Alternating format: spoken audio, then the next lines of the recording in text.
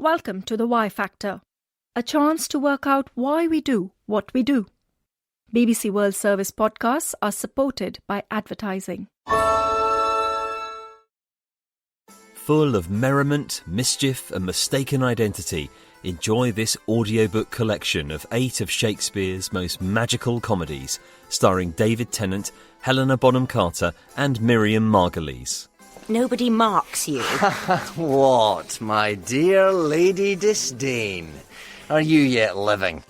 Start listening to BBC Radio Shakespeare, a collection of 8 comedies, available to purchase wherever you get your audiobooks.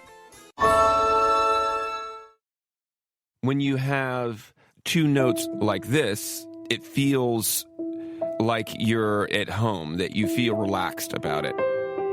This kind of relation between these 2 different chords, it feels like wonderment. Now, they're only 1 note different, but they have a completely different relation, and that's why you often hear this type of thing for like fantasy movies or things with magic. Film composer Brian Tyler is in his Los Angeles studio. You have D major, and we all know what that feels like. But then, what if you do this? All of a sudden, we're feeling a bit down, but then you start to have this feeling, and you add this note, and you keep the part that is kind of the voice part of the chord, but then you have something different underneath. All of a sudden, this chord that is really the same basis ends up feeling all these different ways.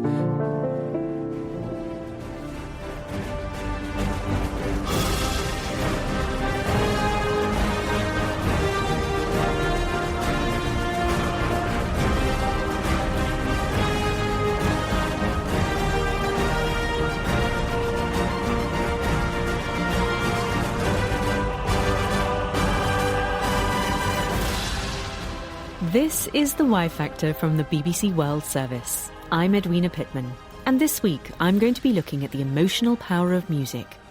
Why does it affect the way we feel?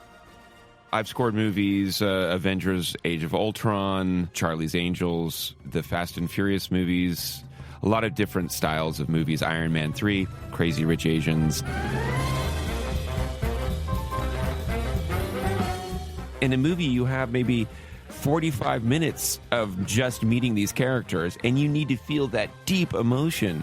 And the only really way to get there, watching a story with characters you haven't known for more than a few minutes, is that you need that shorthand with the music to make up for the fact you haven't known them for 15 years.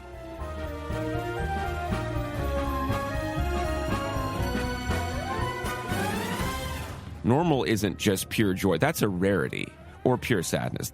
So music, it has to find that perfect gray. You know, it's not just major, minor chords, happy, sad. You can create chords and melodies that can be 71% between happy and sad. You know, there is a way to thread that needle. For some reason, we do feel the difference between happy and sad chords and all those shades of grey in between. But why is that? What's happening in our brains when we listen to music? Every part of the brain that we have so far mapped is activated by music. Daniel Levitin was once a musician and record producer. He's now a neuroscientist and the founding dean at the Minerva School at Keck Graduate Institute in California. When we listen to music, your brain is extracting the pitch and the melody and the rhythms and the loudness, and it's comparing those to other pieces of music you've heard in the past. This touches on cultural issues, right? I mean, I could listen to Chinese opera, which would be completely novel, or Indian ragas, but I have no template or structure by which to understand them. When we grow up in a culture, we effectively learn the meaning of music. We learn in our culture that minor chords indicate something sad. Even if we can't label it as a minor chord, we've learned through a lifetime of listening. And there are lots of other layers and intricacies of things we learn, so that by the age of 5, The average child can tell if a note is out of tune or if a chord is out of place. If you hadn't heard scary music ever before, would you find the music of, say, a film like Psycho scary? Yes and no. There are certain sounds that we find intrinsically scary for evolutionary reasons. Large animals making low-pitched growls. That should be a frightening noise. Or the sound of thunder or an avalanche, because they could indicate that you might soon be covered in rocks or in rain, right? And then screams are intrinsically frightening. So in Psycho, where we hear the violins go, it's been said that they are emulating the sound of a person screaming. But of course, once you've seen the shower scene of that movie, or any scary movie with a scary soundtrack, that becomes part of the memory traces you lay down. And then even just a hint to it or the mention of it can make the hair on the back of your neck stand up.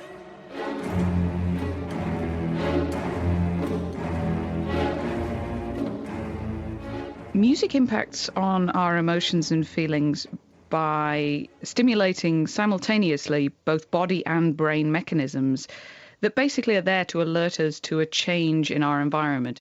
Victoria Williamson is a psychologist at the University of Sheffield. This means musical sounds and rhythms, whether we know them from before or not, can influence our basic biology, our heart rate, our breathing rate, and other mechanisms that relate to how we interpret our bodily state. This is how we are feeling now, and something is changing, and what does that mean, and how we should interpret that. Music that we know also, of course, triggers memories, and these have their own mechanism, quite apart from the basic bodily triggers, for stimulating emotional sensations. The parts of our brains that react to memories and emotion are really closely located, if you look at it on a map of the brain, and they're strongly connected, because it's important, if you think about it, that what we have learned about our reactions to our world in the past is available to us in order to assess the present moment. So music triggers memories and makes us feel things because of the way our brain interprets those memories. But it can happen the other way around too. Sometimes our mood can influence what we think we hear. And that's useful for composers like Brian Tyler when they're not sure what their music should be making us feel, like in a video game, for example. I don't know how the player is going to do. I can't kind of come up with a nice beginning, middle, and end because they may fail. Because what if I do something that's victory at the end of it? So you have to do things that are modal and can feel like they can go either way, which is a very tricky type of feeling. You can do chords and things that sound very big, but you'd sneakily leave out things like the third. So there's no minor third or no major third at the big chords at the end. And funny enough, this is where the listener's brain will fill in the notes that aren't there. And depending on how they feel, they'll hear that chord as dark and a bummer or an uplifting moment of victory. This is only possible by experience with music over and over. So you're drawing on the individual's own back catalogue of musical experience. Yes, exactly. It's a bit of a trick. It works similarly when I'm writing music for sports. Like I wrote the Formula One theme, and that has definite victory and loss within the majority of the piece, but then kind of you have these ending chords that it's a choose your own adventure kind of chord.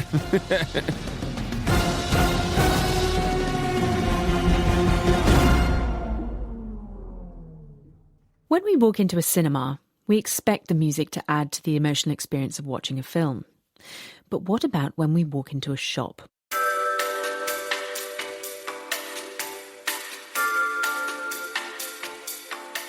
If music stimulates our brains, making us feel happy or anxious, might it also have an influence on the way we feel about spending our money?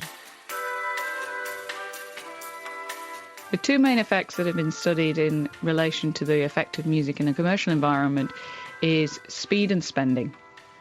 Speed is simply about how quickly we typically move around a commercial environment, although it can stretch to how quickly we even eat food in a restaurant. And that has a very simple correlation: speed of music, speed of behavior. That probably works at a very basic biological level of our bodies recognizing a tempo and reacting in kin to it. The other influence that's been talked about is spending, and whether or not playing a certain type of music will influence people to spend more money. There is evidence that congruence is very important when we're making spending decisions. We need to be happy and comfortable in a spending environment in order to want to purchase more. And so it's the attention that goes into matching music to environment that has the largest influence on whether or not people are happy to spend more money. This is an example maybe of when we're working with a brand that wants to evoke a timeless quality. Rob Wood is the founder of Music Concierge, a company that creates soundtracks and playlists for use in shops, bars and hotels, specifically designed to influence their customers.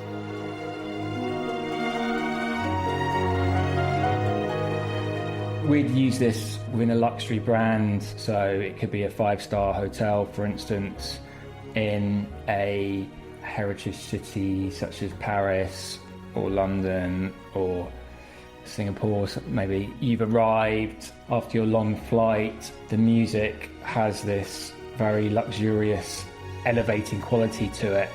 So you're walking in and the music's immediately saying to you, this is somewhere out of the ordinary, this is somewhere special, and I feel glorious to be there. Rob's interest in the effect music can have on people dates back to his career as a nightclub DJ. As a DJ, you very much learn how music affects people. You'll very much learn how to warm a crowd up. You'll learn how to send a crowd absolutely bananas, if you're any good, and you'll learn how to sort of wind them down at the end, for instance, and lots of variations in between. So sort of applying that kind of thinking and go, okay, but what if we're creating a cafe where there's no one dancing, but actually there's lots of people reading or working on a laptop or friends coming together or whatever it might be. So how do we put music together for that situation? Do companies ask you, how can we make people stay in this space longer? Did they actually explicitly ask you for music to do that? Yeah, so very much so. That's, a fairly typical brief in a lot of ways. The music really needs to engage that audience and keep them there to keep spending.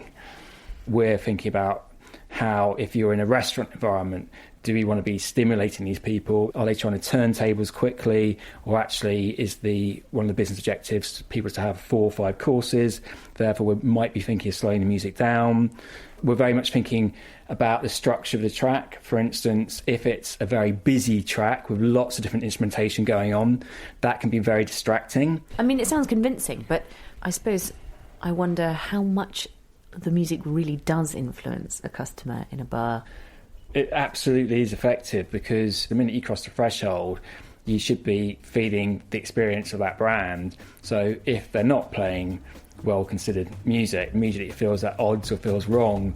Music can make you feel very welcome. It can make it feel like a warm space. It can make it feel edgy and cool. It can make it feel very stylish and glamorous. It can echo the past. Although I was sceptical, it turns out that the scientific research does suggest that Rob is onto something. There's a famous example of an experiment in a supermarket where researchers played either French or German songs to shoppers. They found that sales of French wine outsold German wine if French music was playing, and likewise German wine was chosen over French wine while German music was playing. When asked, the shoppers were generally unaware of why they'd chosen a wine. This is what's known as the psychology of priming. This is the idea that music can act as an agent to put us in a certain frame of mind.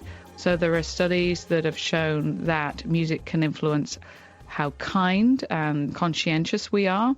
The studies showing that people are more likely to agree to a volunteering task after being played a certain type of music. There's also evidence that people can be more likely to engage with other people, to be more open-minded and conversational after music. One memorable example is people doing a completely unrelated task of rating biscuits while listening to romantic or non-romantic music, and then afterwards being approached by a stooge, a member of the experimental team, and asked for their phone number. And people are more likely to engage in conversation with that friendly stranger and even to give out their phone number if they've been in a condition where romantic music has been playing in the background beforehand.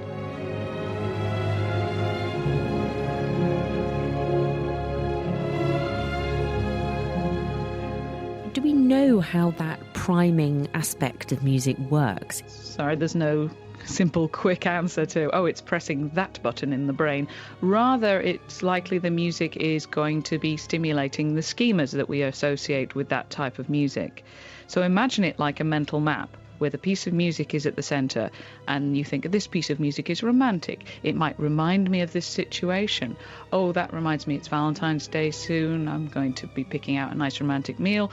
And there's a sort of domino effect around this mental map that has been triggered by the association we have with the music.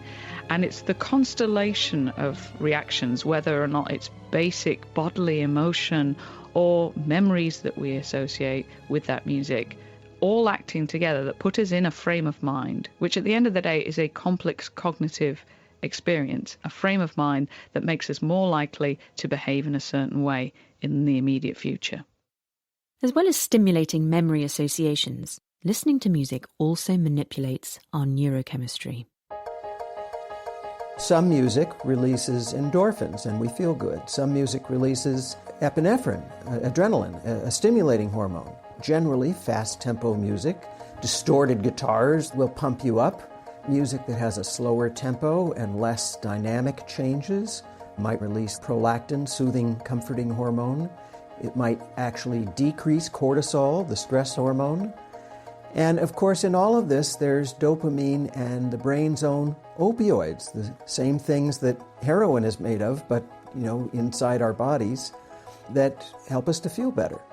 If music can stimulate the release of hormones in our brain and can prime us to choose a particular type of wine or to give someone our phone number, might it also be able to help us with some more serious issues?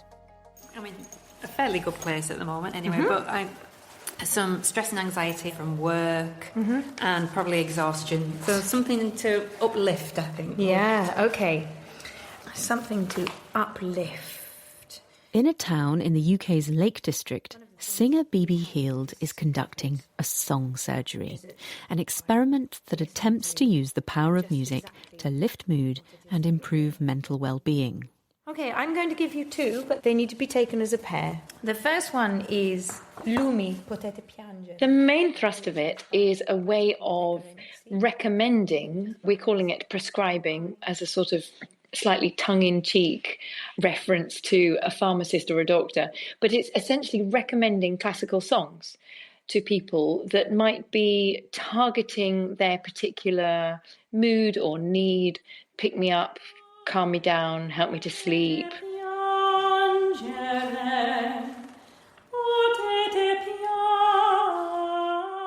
We have no medical experience, but we do know that alongside what other treatments people may be having, music is a form of, if you like, self-medication, and we know that it has a dramatic, transformative quality.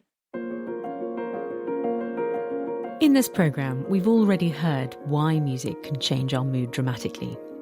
But is there really any evidence that it can make a quantifiable difference to our well-being? There has been a drive lately of interest in prescribing arts, and this is not only music, as a way to address challenges in well-being, whether they're mental or physically based. There's a wealth of research that stretches back to the First World War about the impact music can have on people who are suffering with distress, experiencing what we now know as post-traumatic stress disorder, anxiety and depression disorders. And the evidence there is that music can give a person a sense of control as well as solace. The flashbacks like would come and they would occupy my mind. Emmanuel Jal is a singer and activist. Born in what's now known as South Sudan, he was orphaned during the Civil War and recruited as a child soldier at the age of 8. After years of fighting and witnessing unimaginable horrors, he was rescued by an aid worker and smuggled into Kenya. I didn't know that what I had then was trauma. You could be standing somewhere and then the noise happened and then you have the incidents of the past. And I sometimes describe it as a mental genocide, as a soul murder, as an invasion of demons. Yeah, flashback and my mom's face or how my village burned or you don't know when what will show up. While studying in Kenya, Emmanuel Jal started singing and listening to music to ease the pain of what he'd experienced. So powerful was the effect that it led him to start writing his own songs. He's now an internationally acclaimed hip-hop star.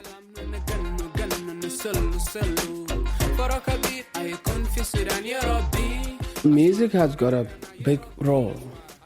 It's a form of meditation. When I was engaged in music, it gives my life a meaning, that I can hold something and then go into studio, a whole day gone, and flashbacks did not exist. When music comes in, I react to it. And so I think that process helped me rewire my brain until I was able to get different other tools that I can use.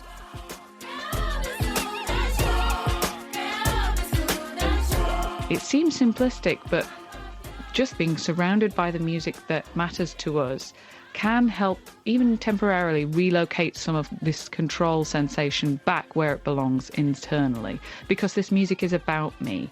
This is about what inspires me, drives me, makes me feel strong. And this can have a very positive therapeutic effect. Music can inspire us. It can invoke feelings of awe at its beauty. It can help us feel connected to the larger world, to other people, even when we're alone.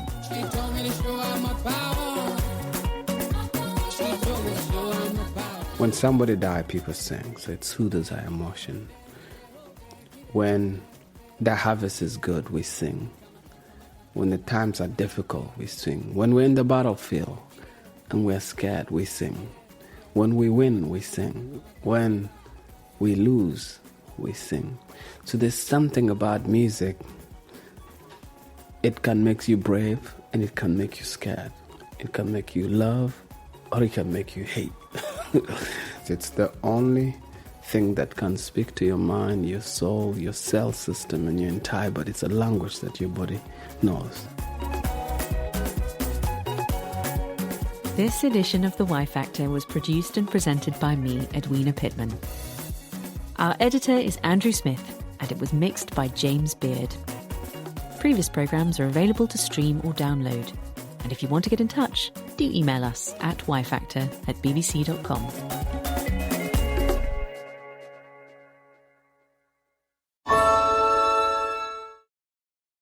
Full of merriment, mischief and mistaken identity, enjoy this audiobook collection of 8 of Shakespeare's most magical comedies, starring David Tennant, Helena Bonham Carter and Miriam Margolyes.